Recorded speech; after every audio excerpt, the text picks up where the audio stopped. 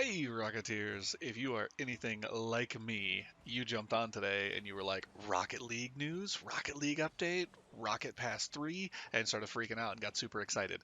And then you read the actual post. Uh, there's not a whole lot here today, but still enough to make me want to do a quick video and have you watch me flop around.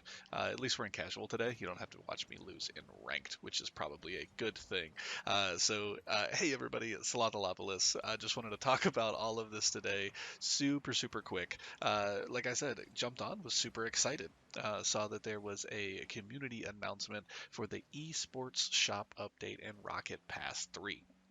Get super excited, jump on, and it looks like expecting to go live on the 26th of April. Hey, real quick, that dude's an idiot. It's April 16th. Ignore everything he says about dates. He's a moron. Okay, back to the original recording. Sorry about that. Pending, of course, first party certification, meaning that Sony and Microsoft has to say it's okay and it's not going to blow up Xbox Live and the PSN network. Was it PSN? It's PlayStation Network, right? Yeah, it's like an ATM machine, right? You don't need the extra network. So it's, as long as it's not going to blow up PSN and Xbox Live, they're going to kick it off on the 16th.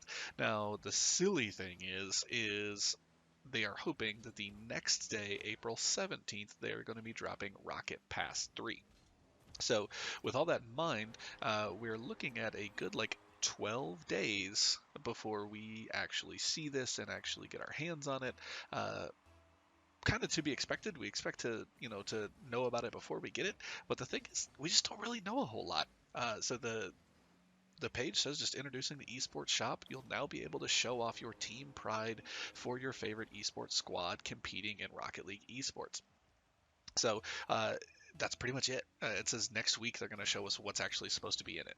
I think this is a really cool idea, especially if they go the route of saying that the money spent on these type of things will go directly to those esports teams, and I should say portions of those purchases should go directly to those esports teams, because I think that's a great way to say, you know what, I'm a big fan of Squishy. I'm gonna buy this really cool Cloud9 decal or whatever this ends up being, and I can support Squishy and Gimmick and Torment and do all that stuff, and I can have this super cool decal for my car or whatever these items end up being. So this is something that I definitely saw in like Halo, the Halo Championship series when Halo 5 first dropped. You could buy specific skins for your guns and support those teams directly, so that the team would directly get that, and then the players on those teams would get the money from there. So think that's something that's really cool. I'm still waiting for them to kind of continue and expand these partnerships that they're kind of bringing in and they're trying to be a part of. So far we've had the NBA and the MLB do stuff.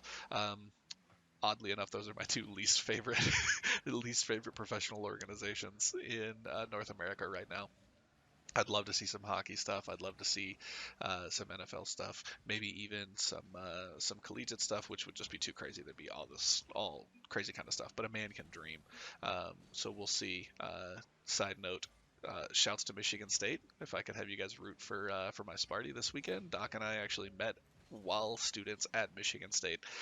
So without them, where would we be? We wouldn't have the average gamer guys, and that would suck. I don't want to live in that world.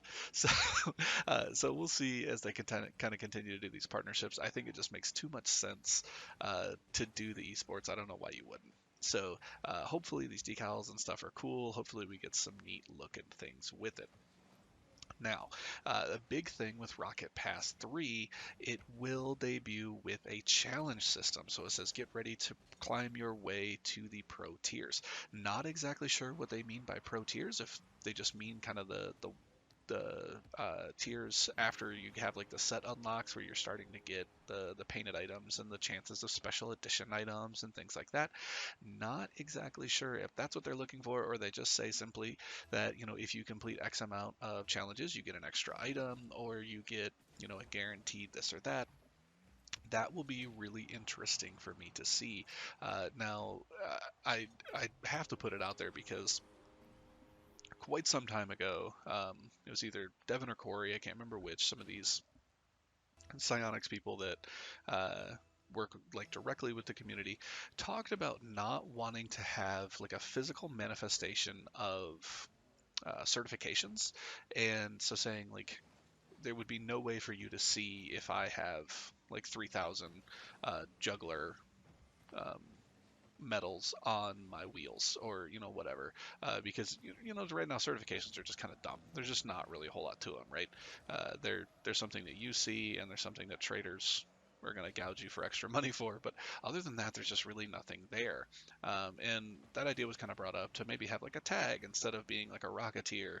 I can like show off that I have a juggler item that's super super high, and at that point in time the devs were talking about like not wanting people to engage in a particular type of play style or doing a particular thing and ruining everybody else's enjoyment in something. So like they wouldn't want you to always be trying backflip goals, and because of that like your randomly assigned teammates that you're getting are like not having a good time because if you're trying to get backflip goals you're probably not playing super well. So I'll be interested to see how they incorporate that idea, if they kind of just fall back on that, or if they keep that in mind and say, you know what, you have to win 3 games today, and it's something that resets every 24 hours. It's not like the weekly wins that accumulate up to 21 at a time, but it's within a 24-hour period, and you have to get those done in that 24-hour period, or you either don't progress, or maybe that challenge stays there. I don't necessarily like that if you're just somebody that's like not good at dribbling and the challenge is to get like a juggler medal in game or something like that. Um, and that stays there for like multiple days on end, that would kind of suck. Like I wouldn't want to see that. So I have a lot of questions about the challenge system that obviously only time is going to tell, and that's why it's really frustrating because I was really excited about doing this. Still decided to put up a video because I have a lot of these questions and I want to pose this stuff out to you guys. If the one thing that we've definitely seen is there's been some really elegant solutions to some of these perceived problems that I thought we would have. I was like, you know what, this will never work because of this, and I like see one YouTube comment, I'm like, oh, that dude's like way smarter than me. Yeah, that's a great solution. Holy cow. Okay, so I'd love to see if you guys have any responses to any of this, any answers or fixes, or any other concerns that I'm just not seeing. Now, I think the big thing that is flying under the radar with this is for content creators in general. We have quite a few of our subs have started their own YouTube channels, and they've started to kind of get things going with creating content, which we love to see. That's super awesome. Shouts to all you guys. The thing that may appeal to them is there's going to be a replay FX and HDR support in this as well. So it says we've added a new replay FX system that content creators should enjoy. With this new toolset, you'll be able to give your replays the full photo mode treatment by changing the depth of field, altering backgrounds, adding green screen effects, color adjustments, and more post-screening effects. Please note that Replay FX is still in a beta phase, but the entire control suite will be available when the update goes live. So really, really neat. The thing that I immediately noticed for the whole HDR support is that it's for the PS4, PS4 Pro, and Xbox One S. So noticeably different there is the standard Xbox One. So somebody like me, so I have like the Xbox Elite when that came out with like the fancy controller. Um, I don't think that's considered an S. I think that came out just before, so it doesn't have all of the bells and whistles. So the whole HDR support is probably not going to be in there. But honestly, I think Rocket League is a super pretty game as it is. And at this point, I would just appreciate like focus on more frame rate rather than more pixels. I don't really care about the pixel game. I'm all about that frame rate. That's something that consoles can do that would really kind of help mitigate some of the issues from console to PC. You're never going to get rid of the input delay and things like that, but we can do little things, I think, and make the experience on console a good one, because it's always going to be better on PC. That's just kind of how it is, and something that kind of stinks, but I think you got to play where your friends are. So I have like a pretty solid gaming PC.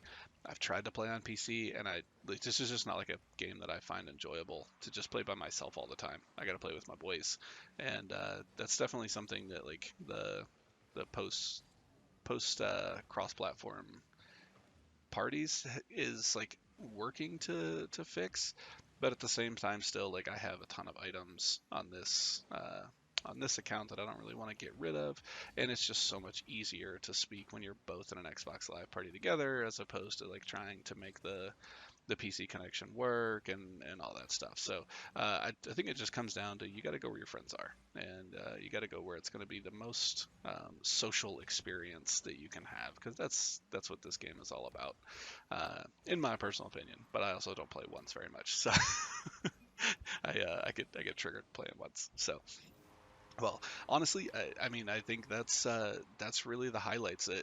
Really, not a ton of information. I really toyed with just not like putting out a video and just waiting and seeing what happened when we had more information. But at the very least, I would love to get some discussion going, and we can kind of see what the community feels and what you guys are looking forward to, what all this stuff is going to mean for all of you, especially content creators like ourselves. I think that's too fancy of a word for Doc and I. I guess that's two words, but the nomenclature is just too fancy. Like we're just idiots that make videos sometimes. We're not like full on content creators. But for all you content creators out there, the what the replay effect is going to mean for you and what that opens up for you.